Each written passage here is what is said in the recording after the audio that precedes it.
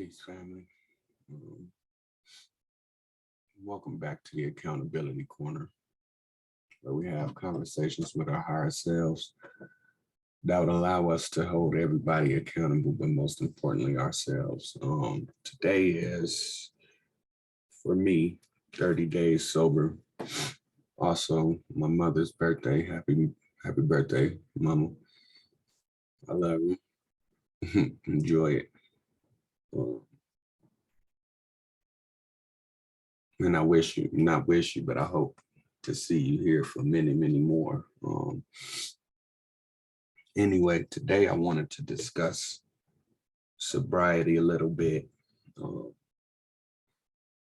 I want to start off by saying that sobriety and addiction both can come uh, with definitions or descriptions or perceptions that are other than the social norm, things of that nature. Uh, the definition for my alcoholism may be different for yours. Um, there are people who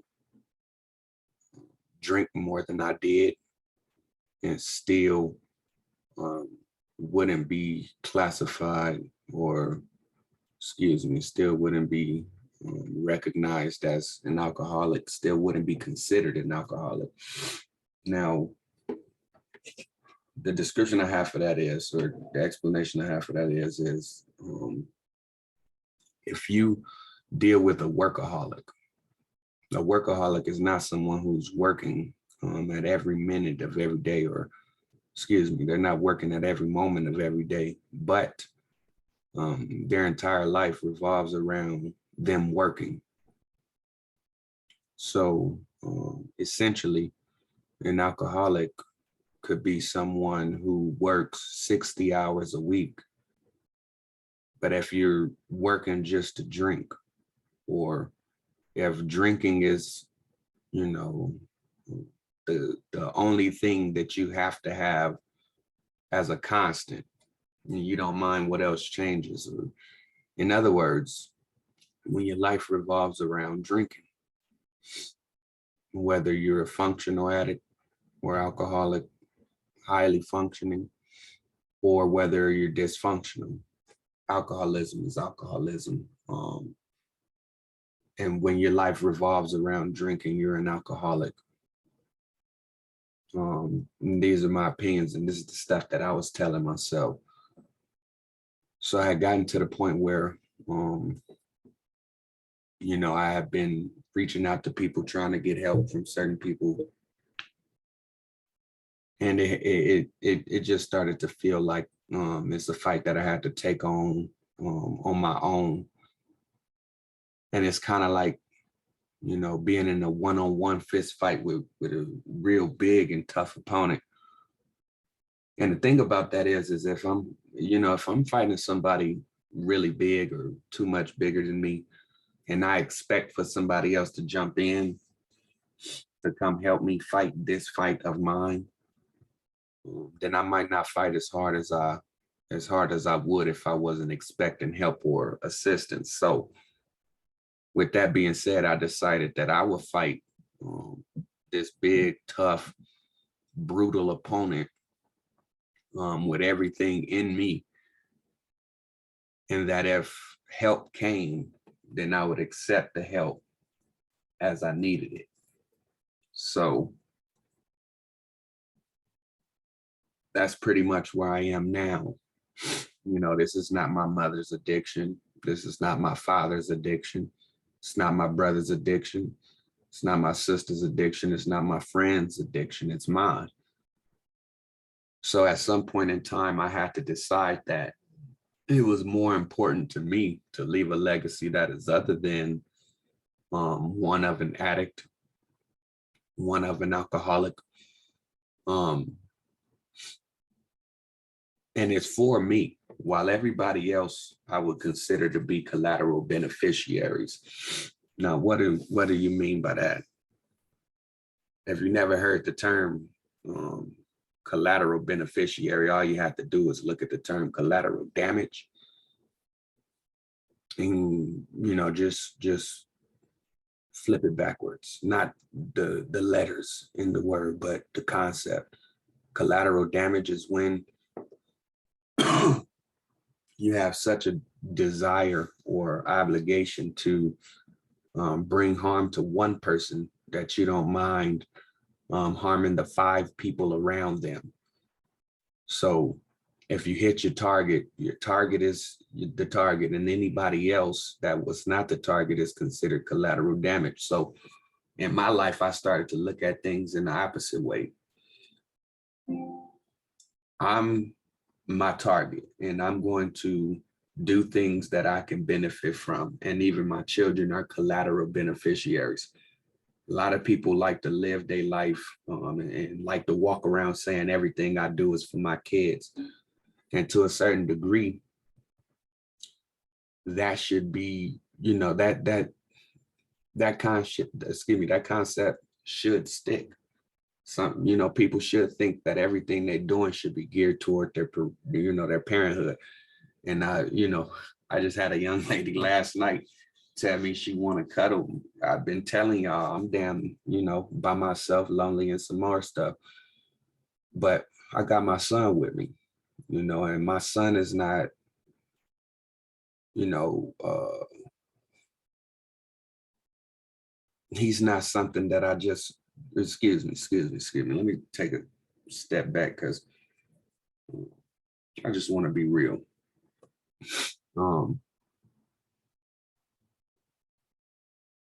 My son doesn't deserve to meet any random woman that may or may not be in my life next week. I don't believe that he deserves that from me any more than he deserves his mother doing it with men. So I know that for me, I let that young woman know that we would have to discuss another time if things are gonna go that way, or if we're gonna kick it or whatnot, especially if it's a nighttime and adult thing, then we will be discussing another time. And that's for me, because I know that I don't want to be 40, 50 years old with young adult children that are running around doing what they want to do, causing people harm, or trying to make up for the time that I made someone else a priority ahead of them. So I know I don't want to deal with that as a parent. I know that I wouldn't want them to deal with it because how it will make me feel. So I made the decision to pass up on hanging out with the young woman, even in my pain, even though I need somebody to lick my wounds or would want someone to. I did that for me, because I know that each moment I spend with my children influences who they will become. Who they will become will influence how I feel. Because whether it's a boy or a girl child of mine, it is an extension of myself existing again.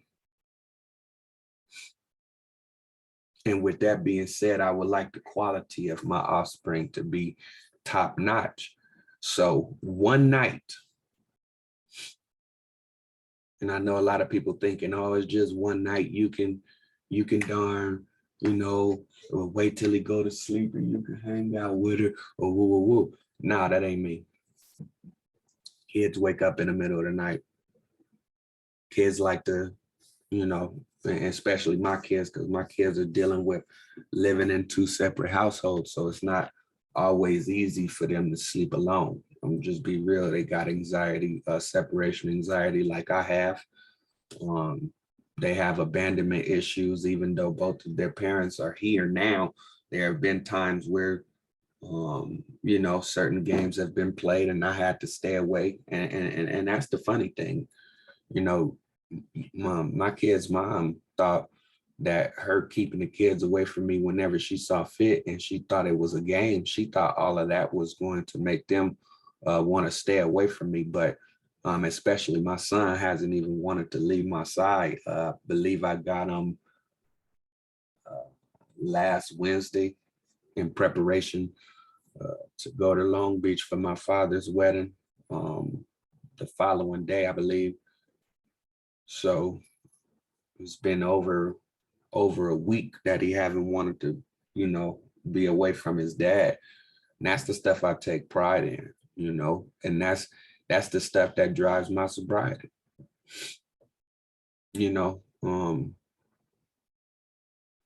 More than I want my kids to see me sober, I want them to see me happy, so I try to continue to, over this past 30 days, especially, I've been trying to remind myself that that while I'm living for me, that there is no problem with trying to align myself with things that will cause them to be collateral beneficiaries, because all of this is for me internally, for my mind, the way that my thoughts work, the way that I feel about myself. It's all for me. But at the same time, anything that benefits me in a wholesome manner will benefit my children as well, because they will be able to see the progress in my everyday moves, my everyday motions. So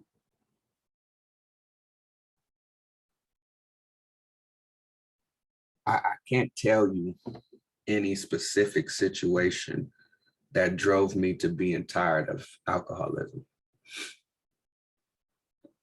I can't give a specific situation. I can't give a specific form of advice or what words of encouragement worked, because I can't tell you that any of them did. I was being encouraged before I was ready to quit. And the same things that were being said before I was ready to quit were said to me as I was approaching my readiness. And what I'm saying is that no form of support was ever going to be enough until I decided that I was committed to my sobriety. A lot of people aren't even trying to get sober, so it's hard. That's the thing. Okay, this is for that person who's thinking about inching toward their sobriety, because I know it's hard.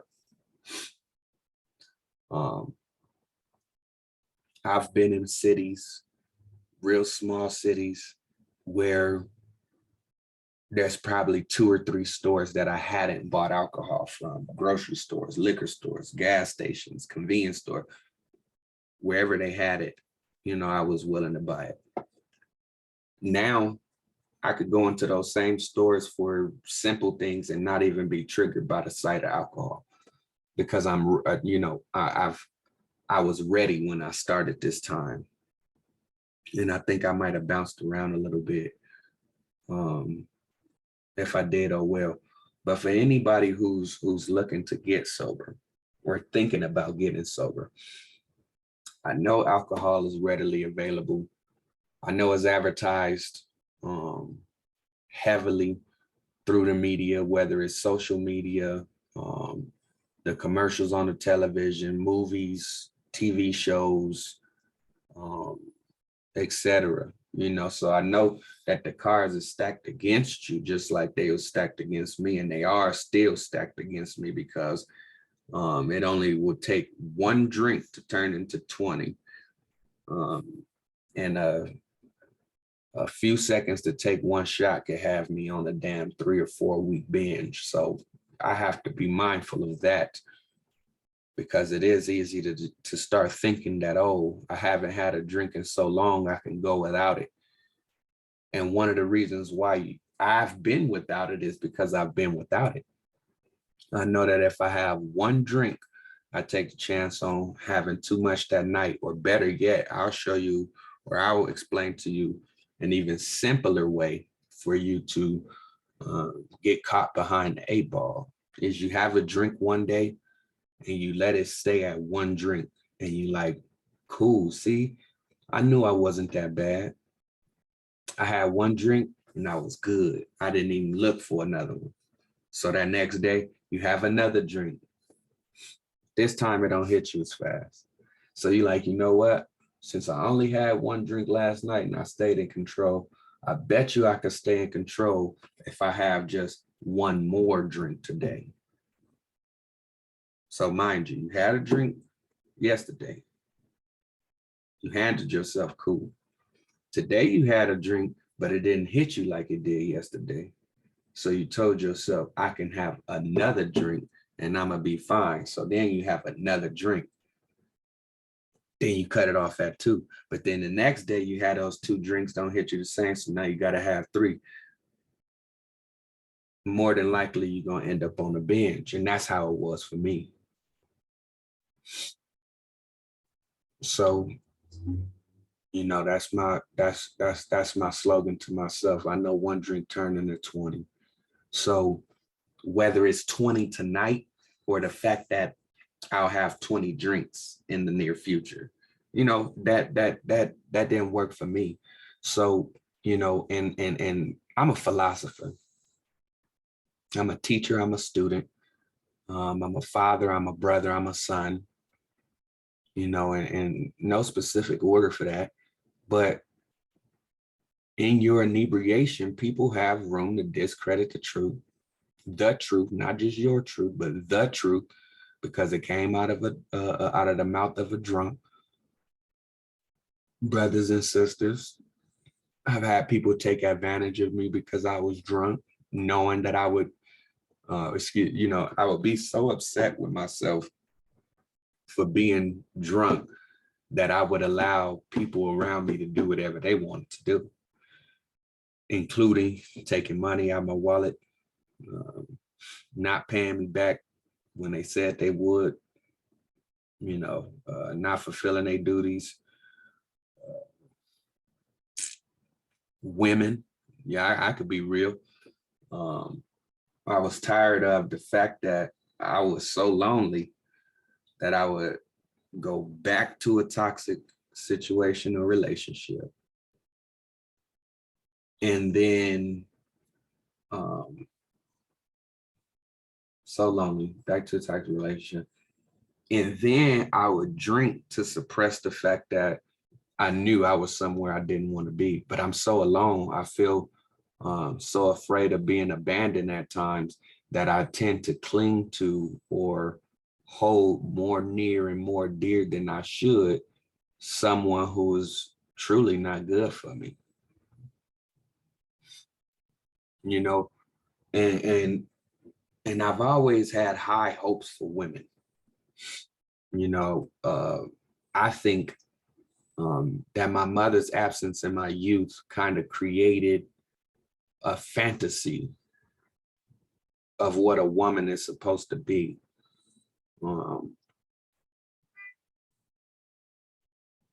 So I kind of moved like that when, you know, while looking for women. These relationships turn toxic, and I'm going to take responsibility for my part in it too. You know, I've been toxic and I am toxic at times. There are certain things about me right now that are toxic, which is why I'm being really careful about what I do and what I say right now. These past 30 days have felt great. You know, I know alcohol gonna be here, but my potential won't. 20 years from now, 40 years from now, alcohol will be right there on the same shelves in the same damn stores, with different names on the stores, but the alcohol gonna be the same. But my potential and my ability to build something for these children and my children's children, that does have an expiration date on it. So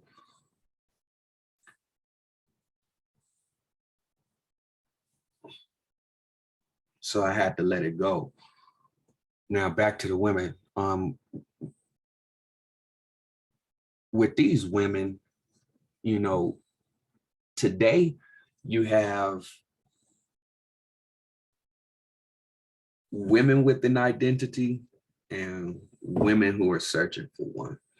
What I mean by that is usually women without a father, not women, usually people without a father tend to lose their identity. What would make you say such a thing, Jerome? Well, a man of one race can only produce that race. A woman of any race can bring forth the seed from any man of any race.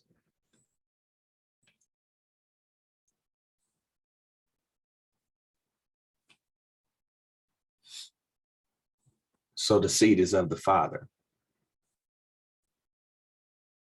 When you hate, dislike, have a dysfunctional relationship with, and or have a strong level of resentment against your father, you tend to try to lose the identity that he gave to you.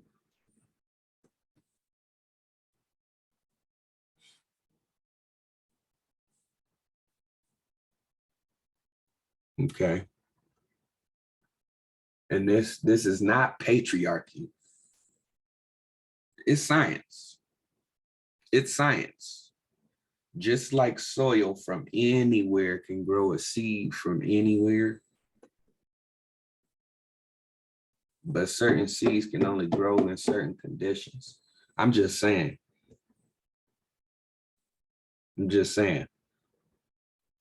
I've never seen soil that had to be in the heat or soil that had to be in the cold or cool area. I've never seen that. Maybe somebody else will find it. Scientifically speaking, you get your identity from your father.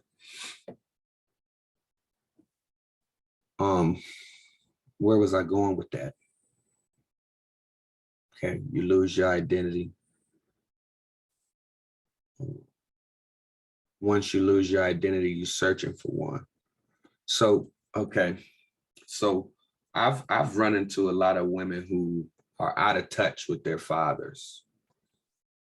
And what I've learned is that these women are looking for a new way to identify themselves because they refuse to identify with their father.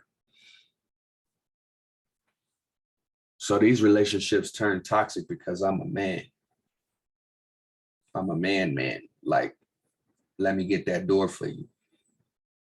Let me pull your chair out for you. You ain't carrying nothing heavy. You don't take the trash out. You know, and what I'm learning is that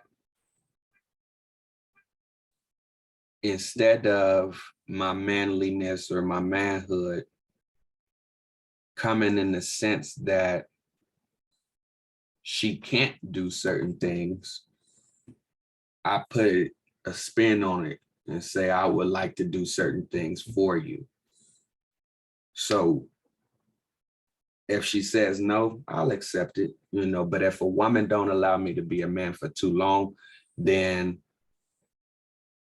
I get angry. And I mean, internally, mentally, physically, like you can see it in everything about me because I was born to be a man. I was raised to be a man. And any time that I have been less than a man, I've been upset. I turn toxic because once I'm upset with me, it's kind of hard for me to be satisfied with anybody else. And I could tell a million stories about how these women have done me wrong, but then I would have to turn around and tell 1,000,001 about how I did women wrong, whether it was the same woman or different women. I would just have to be real. Because if I'm gonna tell it all, I gotta tell it all. It ain't just like I have permission to speak on the sins of my brothers and sisters and then not chastise myself and then others who commit the same sins. They say, let he who is without sin cast the first stone. And I think it's actually the people who have sinned and have learned from those sins that can cast the stones, but that's just me. So anyway, relationships turn toxic because this is a generation where women without an identity have followed behind feminist movements, feminist groups, or groups that call themselves feminist groups, because no, stop the bull, stop the bull, stop the bull, stop the bull, stop the bull. So these women come into the relationship with the mentality that anything that I do that is other than putting them on a pedestal is me trying to assume some type of power over them. I called a woman sweetheart last year or something like that. And she went off, oh, I'm not your sweetheart. You're just trying to discredit my stance and woo wop the bland by woo woo. I'm like, woman, please. You could ask anybody around me. I'd be standing in front of my woman and call a cashier sweetheart.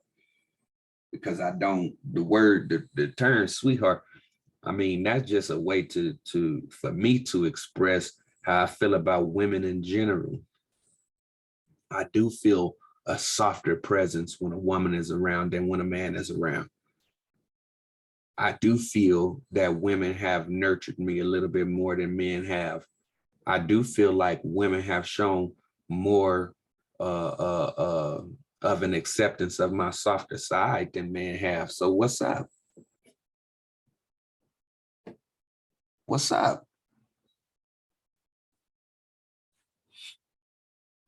You know, because I'm getting tired, you know, or excuse me, I had gotten tired. Right now, I don't really care what nobody got to say, man.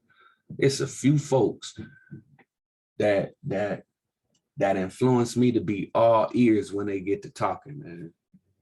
It's only a few folks that'll have me put my phone down when they get to talking. It's only a few folks, and I'm gonna be real. I don't get inspired, motivated, or feel encouraged by just anybody. You know, so anyway, I had this ex-girlfriend who had a lesbian sister. Lesbian sister is completely anti-man, or that's the way she's seen, man. All actuality, she just trying to hide the fact that she's cock crazed. And maybe I shouldn't have said that word. But let's put it like this. Let's put it like this. Her and her sister, my girlfriend, her lesbian sister shared a place.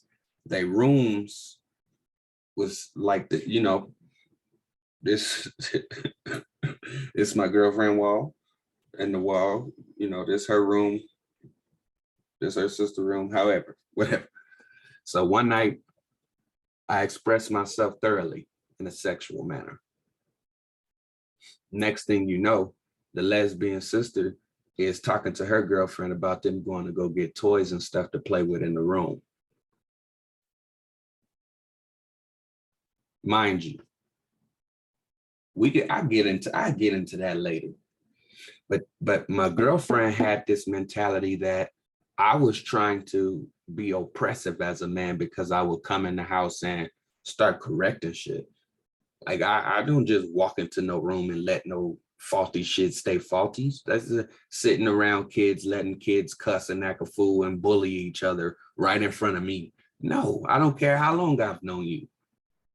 I don't care how long I've known a child. I still believe that it takes a village. And the thing is that if you are allowed into the home or the space where the children live or dwell, you should be trusted with correcting the children. If you aren't trusted with correcting the children, you shouldn't even be around them.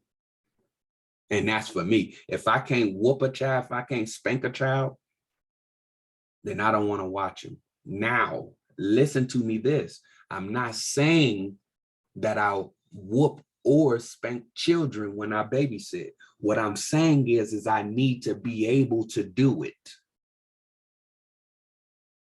If worse comes to worse, and this child needs a whooping for what they did, or a spanking for what they just did, because it endangers them, endangers somebody else, put people's lives at risk, put themselves at risk, and they deserve a spanking, I need to be able to do that. Mind you, typically kids don't get in front of me just acting any kind of way. You can ask anybody with children. When Jerome come around, how do the children act if there is no authority figure there, or no disciplinary figure there, or there is no guide? Ask anybody. Now,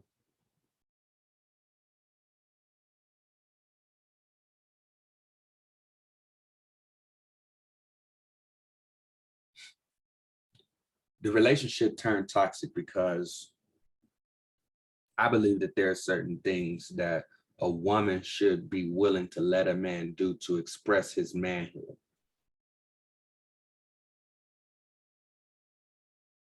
Now, this new age trend, debauchery that they got going on, they'll try to tell you that there is no separation between the woman and the man. That's bull.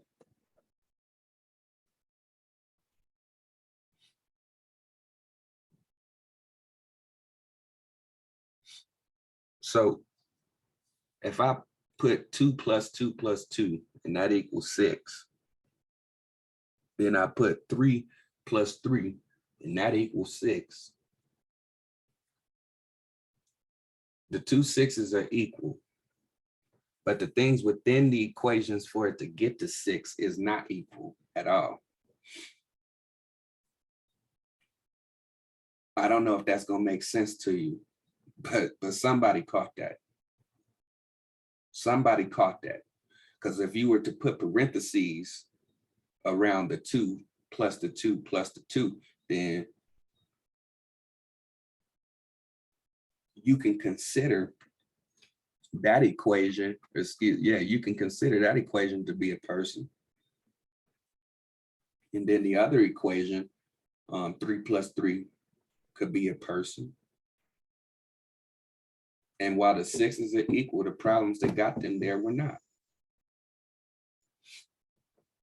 So in other words, we aren't all supposed to be capable of the same things. We aren't all capable of the same thing. That might not even make enough sense. I have to go back. I didn't like that one. Nah, I do better than that.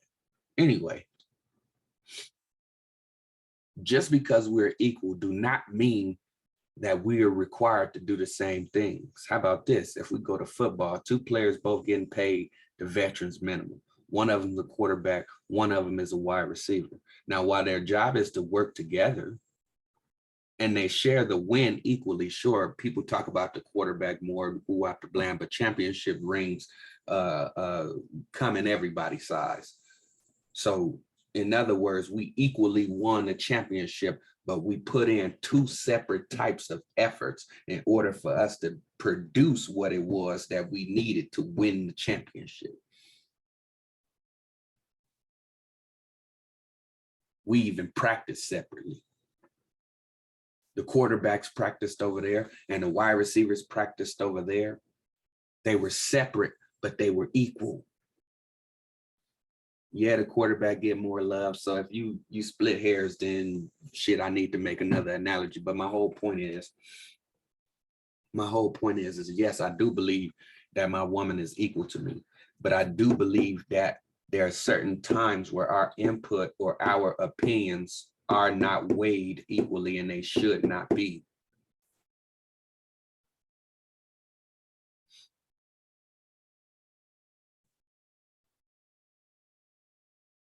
But, you know, that's me talking about, sticking around toxic situations because of my loneliness and my alcoholism, causing me to be even more of an alcoholic, because in the midst of drinking, you'll get this sudden rush of emotions when you notice that somebody is not upholding their end of whatever bargain you two have. So you take another drink. And then it's like, oh, it's okay. Then once you give yourself that moment of, oh, it's okay, you've already given yourself a path to walk the next time this happens. So you're not really looking to solve problems. So you're allowing people to continue to do certain things and then even get even worse in doing those things. And I want to cut this short. I think I've already been on for about 45 minutes.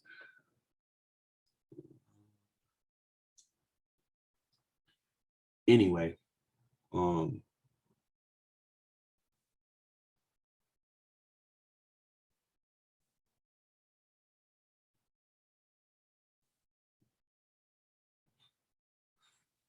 oof, I keep forgetting what I'm talking about. But anyway, I'm just gonna keep on getting better and better at this. No way. And I really don't mind how this look, because I'm just starting out all over again. So I really got to see what worked for me. So one of my main things has always been women, though, and having my heart broken by women, being played by women, being misused, being had, being manipulated, having these women to use my manhood against me. I had, I have there's a woman who likes to refer to a time where we had a physical altercation and I put my hands on her in response to her hands being put on me. But I'm not proud about that at all. Never gonna be happy. And I was sad immediately after it happened, even though I knew that even so said the law, I was merely defending myself. I did not feel good about having a physical altercation with my woman. So to this day, this woman tries to refer to 3-4 years ago when this was the young man that I was. But just a few months ago, when her boyfriend beat her up, I was the first person she called. So usually you typically don't call your abuser to defend you against somebody who's abusing you. That would just be my logic. I don't know how anybody else feels, but that's using my manhood against me when you know for a fact that I have uh, this instinct to defend myself. I told you where it came from. I told you that there's certain things where, boom, I just got to get there. I didn't been punched a million times, but I only been touched in the face a few. And I tell every woman that, I've always been told, don't let nobody hit you in the face. And this young woman called herself finding it fit to darn hit me in the face. So I responded in a way that I'm not proud of. But she uses my manhood against me by trying to refer to those days whenever I tell her or remind her that our children shouldn't be around a man that they know to have beat on her. Um, and they seen it with their own eyes. My son ain't gonna get over that. He's a protector of women and children as well, even as a child. And it was in his instincts. I didn't have to teach him to be protective of his sisters and his mother. He knew it was in him, just like it was in me. So, I had gotten tired of people using all of these different things against me, using me against me, trying to bring certain informations out into the public, especially um, when I kind of became more of a public figure. Um, I had people telling me that they had access to secret groups on Facebook where my name was being tossed around and drugged through the mud and things of that nature. And I say, well, what do you say to defend me? And they say, oh, well, I didn't really want to get into it with everybody. So that broke my heart, hurt my spirit. As a young Black woman out in Carson City. Mm.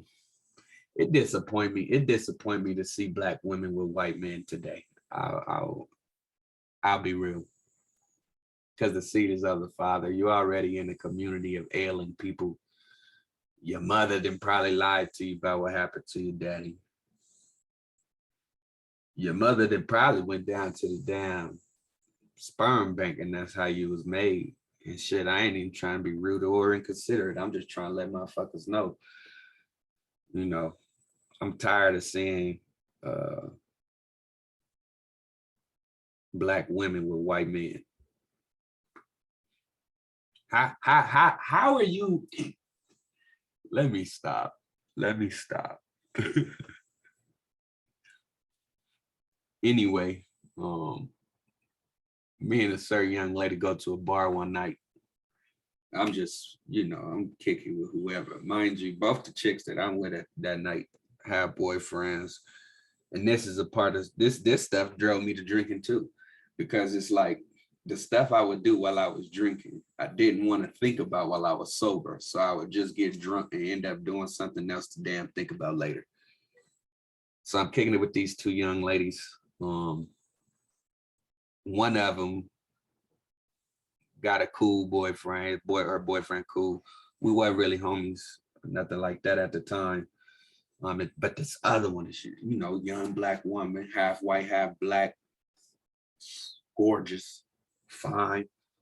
And if she had the identity of her father, then she wouldn't even be looking in the white boy direction. So anyway, we at the Blue Bull down there in Carson, and this young woman, older lady, look at us, she like, oh, y'all look like y'all would be a cute couple. So young ladies start blushing. Mind you, I'm about to play it cool because I ain't never been no, oh, you think so? Right in front of them. I'm like, nah, it ain't even like that, man. Like, man, my little brother used to have a crush on her. It wouldn't even be right. You know what I'm saying? Then from there, stuff just kind of got weird. So anyways, we end up back at the young Black lady house. The other chick with the girlfriend there too, or, with the boyfriend there too.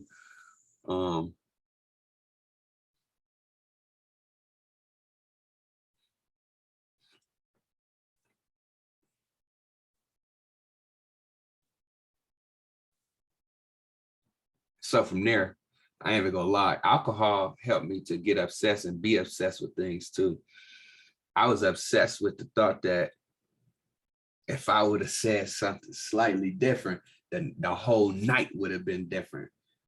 And while you're drinking, you harping on stuff. I'm harping on stuff. So I'm like, damn, I can't believe I passed that up.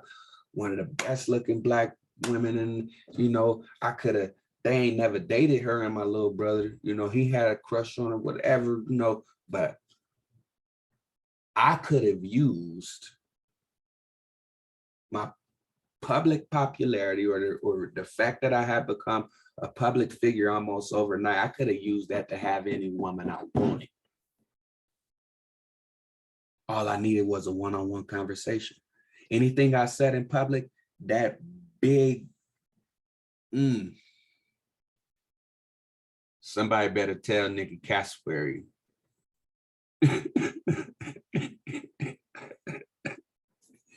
She go pay for that shit she started last year. And I don't mean me. I'm not gonna do nobody no harm.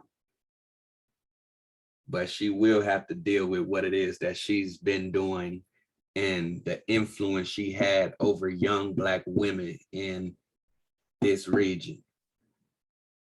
Because she seems so strong and, so these women without an identity naturally want to attach to one. And what do you mean? Oh, wait. You mean I don't have to I don't have to gain my identity from a man?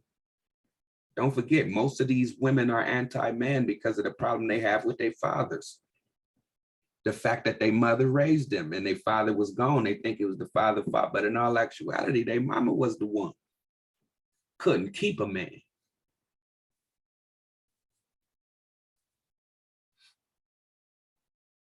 So that young lady influenced a whole lot of bullshit last year.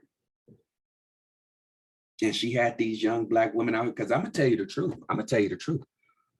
Me being a Black activist, you will not find one female Black activist in the region that I was in that I did not show an interest to or toward. The reason why is because if we not making this Black Lives Matter, Black lives, this, that, and that, if we not making that about the Black family, we not talking for real. Okay, so I'm obsessed with the whole idea that I could have said something different. I could have woo out, boom, because these people coming to protest just to see me. They hold they sign short, but they looking to take pictures with Jerome. Let's be real. I got it in the phone. I show collages and everything. People coming showing up to protest, specifically wanting to talk to me. People hitting me. I got hundreds of damn messages in here. You know what I'm saying? You know, people reaching out, wanting to be able to show support or find out how they can support. They was coming for me. So I knew that I could have whatever I wanted. And I got some of what I wanted too. And I ain't too proud about everything that I've done. But at the same time, I'm showing myself compassion and understanding the situation I was dealing with. I was by myself. I was being used by a liberal movement to get Donald Trump out of office. And then as soon as he got out of office, everything got quiet for Black folk. Nobody got nothing to say. Even the Asians got a darn anti-hate crime bill. After just a few months, they darn being abused and mistreated in this country was had been publicized. Black folk can count 450 years right here and still no bill, no executive order. So I was depressed because what I'm seeing now, I already expected to see. And I told people what would happen. Had people tell me I was a pessimist for thinking that the protests would end after the election was over, because I told that if you're here to vote Joe Biden into office, then your signs need to say Biden Harris, not Black Lives Matter.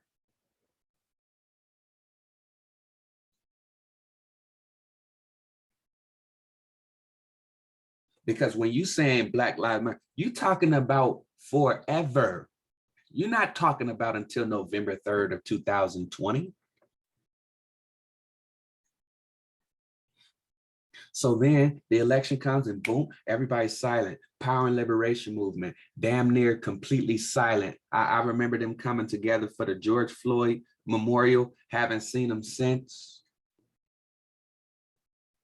So I got depressed. I started drinking. And I got more depressed, started drinking some more. Then I got to the point in the cycle where I decided that I wasn't even having fun and that I was no longer numb to these feelings. The alcohol was just helping me to feel it faster and for longer. So I got tired and I decided that my sobriety would be the chauffeur in my life, and I'm gonna sit back and take the ride. I'm going to allow sobriety to influence my next few relationships, whether it be friendships, intimate relationships, relationships with my family. I'm going to allow my sobriety to be the shades from which I can see the entire world. I'm going to allow my sobriety to be the motivator of my success. I'm going to allow sobriety its chance to show me what all of these people have been saying comes along with sobriety. Now this video here, and that's what I need to start remembering. I need to remember that if I touch on something in one video, then that could just be a sign that I need to spin off, or an opportunity for me to make another video on just one specific topic within a video. So I'm gonna end it here, you know, and for anybody wondering, anybody seeking help, I'm trying to show you that it's possible for you to come back from anything that you're willing to fight against.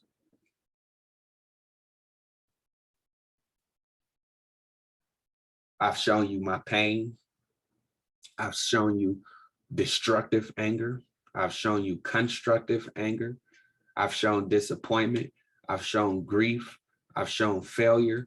And now I'm showing success. This is for that young man, that young woman, that old man, that old woman that needed somebody to show them that it was all right to take that first step, because when you're surrounded by 4 fools, you're going to be the 5th.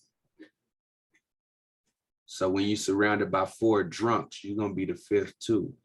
Some of us have not gotten sober because the people around us won't get sober either. So it's hard. But at some point in time, when you are tired for you, then hopefully you'll do what's necessary to take the proper steps. One of the main influences for me was the fact that I'd be sitting there telling myself I didn't want to drink, then just have a drink anyway. But anyway, folks, like I said, peace and love. Happy Sunday. Happy birthday, Mama, one more again. This ain't the first video and it ain't gonna be the last, but remember, this is an installment of the Accountability Corner, where we have conversations with our higher selves that allows us to hold everybody accountable, but most importantly, ourselves. And that's facts. And remember, my people, I didn't come to be defeated.